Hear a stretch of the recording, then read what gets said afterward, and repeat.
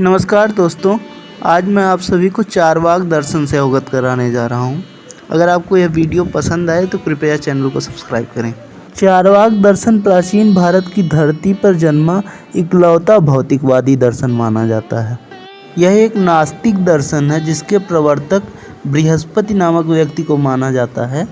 अनेक विद्वानों के अनुसार कामसूत्र ग्रंथ के रचनाकार वात्स्यायन का ही एक अन्य नाम बृहस्पति है और इन्होंने ही चारवाक दर्शन को प्रतिपादित किया है। जिस प्रकार आज हमारे पास अन्य दर्शनों से संबंधित अनेक साहित्य उपलब्ध हैं, चारवाक दर्शन के विषय में ऐसा नहीं है। ऐसा माना जाता है कि चारवाक दर्शन से संबंधित अनेक साहित्य या तो नष्ट कर दिए गए या किसी कारणवश नष्ट हो गए। वर्तमान में उपलब्ध चारवाक दर्शन का आधार सर्वदर्शन संग्रह नामक पुस्तक को माना जाता है, जिसकी रचना विजयनगर साम्राज्य के संस्थापक हरिहर एवं बुक्का के गुरु माधवाचार्य विद्यारण्य स्वामी द्वारा की गई है। उन्होंने अपनी कृति सर्वदर्शन संग्रह में भारत के सभी प्राचीन दर्शनों पर प्रकाश डालने का प्रयास किया है, क्योंकि जैन, बौद्ध और वैदिकादि साहित्यों में कहीं कहीं चारवाक दर्शन की आलोचना करते समय चारवाक दर्शन के प्रमुख सिद्धांतों का भी वर्णन किया गया है। विद्यारण्य स्वामी ने उन्हीं आलोचनाओं के आधार पर चारवाक दर्शन के प्रमुख सिद्धांतों का संग्रह करके अपनी पुस्तक सर्वदर्शन संग्रह में स्थान दिया है। इस प्रकार हम कह सकते हैं कि चारवाक दर्शन आज हमारे समक्ष जिस रूप में उपलब्ध है वह मुख्यतः अन्य संप्रदायों में की गई आलोचना पर ही आधारित है। इस दर्शन में ज्ञान प्राप्ति का एकमात्र साधन स्वीकार किया गया है और वह है प्रत्यक्ष प्रमाण। ज्ञानेंद्रियों द्वारा प्राप्त ज्ञान को बाह्य प्रत्यक्ष कहा गया है, जबकि मन द्वारा अनुभव किए जाने वाले सुख, दुख इत्यादि को मानस प्रत्यक्ष कहा गया है। इस प्रकार इस दर्शन के अनुसार जिन वस्तुओं का अनुभव हम प्रत्यक्ष प्रमाण के द्वारा अर्थात बाह्य इंद्रियों और मन के द्वारा नहीं कर सकते हैं, उन वस्तुओं का कोई अस्तित्व नहीं है। इसलिए चारवाक दर्शन किसी नित्य आत्मा और ईश्वर के अस्तित्व को नहीं स्वीकार करता, बल्कि इसमें केवल जड़ जगत अर्थात भौतिक जगत को ही स्वीकार किया गया है। अतः इस दर्शन को जड़वादी दर्शन या भौतिकवादी दर्शन भी कहा जाता है। यह दर्शन अन्य दर्शनों में वर्णित पंच महाभूतों में से केवल 4 महाभूतों के अस्तित्व को स्वीकार करता है, जो इस प्रकार हैं। पहला पृथ्वी, दूसरा जल, तीसरा तेज अर्थात अग्नि और चौथा वायु।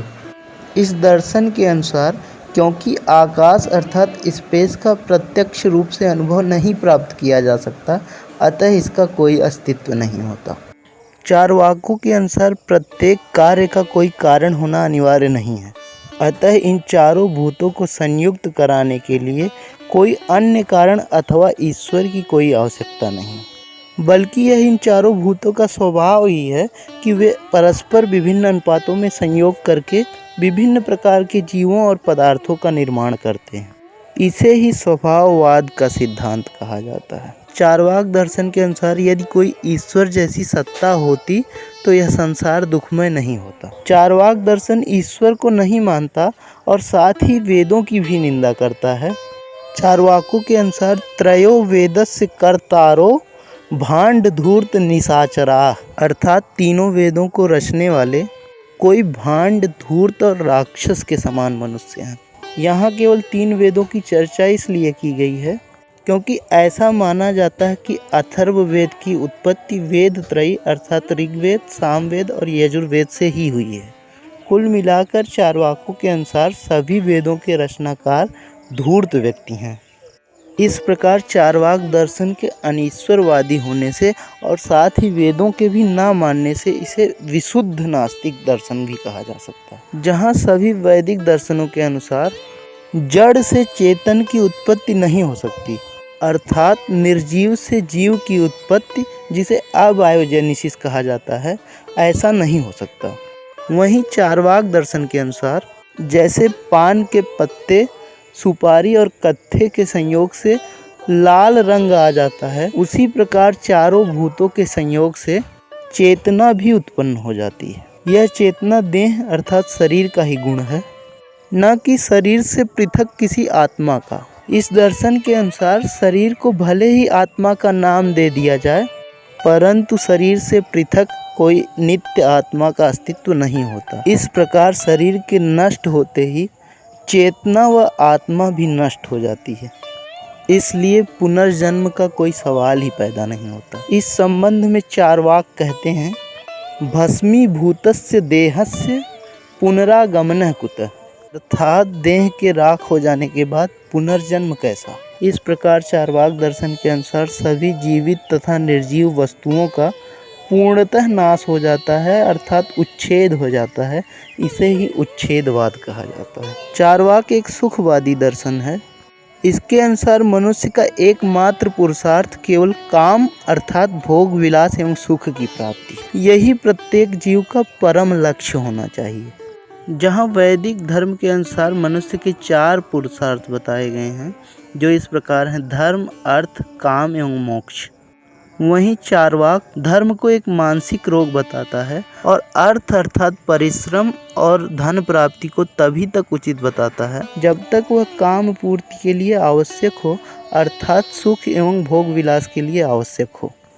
इस संबंध में चार्वाकों की एक प्रसिद्ध उक्ति है, यावत् जीवेत सुखम जीवेत ऋणम कृत्वा घृतम पिबेत भस्मीभूतस्य देहस्य पुनरागमनः कुतः, अर्थात जब तक जियो सुख से जियो, भले ही ऋण लेना पड़े परंतु घी पियो, अर्थात अपने सुखों की और काम वासना की पूर्ति करो, क्योंकि इस शरीर के नष्ट हो जाने के बाद दोबारा इस संसार में नहीं आना। क्योंकि इस दर्शन के अनुसार शरीर के नष्ट होने पर पुनर्जन्म नहीं होता, अतः जीव की मृत्यु होते ही वह स्वतः मोक्ष को प्राप्त कर लेता है। इस संबंध में चार्वाक कहते हैं, मरणम एव अपवर्गः।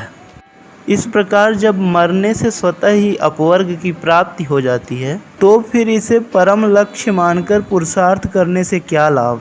इस दर्शन के अनुसार सुखमेव स्वर्गम दुखमेव नरकम, अर्थात सुख ही स्वर्ग है और दुख ही नरक है।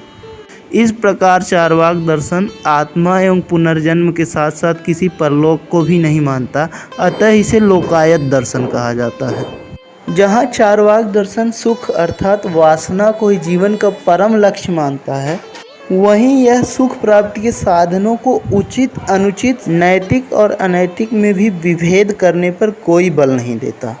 यह दर्शन सुख वासना और भोग विलास पर बल देते हुए कहता है, पीत्वा पीत्वा पुनः पीत्वा यावत् पतति भूतले उत्थाय च पुनः पीत्वा पुनर्जन्म न विद्यते, अर्थात पियो पियो फिर पियो और तब तक मदिरा पियो जब तक भूतल पर न गिर पड़ो, और उठो तो फिर पियो क्योंकि पुनर्जन्म नहीं होता।